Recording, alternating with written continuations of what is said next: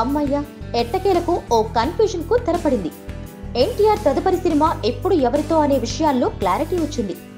దాదాపు 10 మంది దర్శకులు చెప్పిన కథలు విని చివరికి బాబీ చెప్పిన కథకు ఎన్టీఆర్ ఓకే చెప్పాడు. సర్దార్ గబ్బర్ సింగ్ తో ఫ్లాప్ ఇచ్చిన బాబీ కథ బాగా నచ్చడంతో ఇంకేం ఆలోచించకుండా బాబీకి పచ్చజెండా ఊపేశాడు. ఈ చిత్రానికి కళ్యాణ్ రామ్ నిర్మాతగా వ్యవహరించనున్నాడు. ఈ చిత్రాన్ని దిల్ రాజు ప్రొడక్షన్ హౌస్ లో నిర్మిస్తారని ప్రచారం జరిగినా చివరికి ఎన్టీఆర్ తన సోదరుడి సంస్థలోనే సినిమా చేయడానికి ఫిక్స్ అయ్యాడు. ఈ నెలలోనే ఈ చిత్రాన్ని లాంఛనంగా ప్రారంభిస్తారు. 2017 జనవరిలో సెట్స్ పైకి వెళ్లనుంది.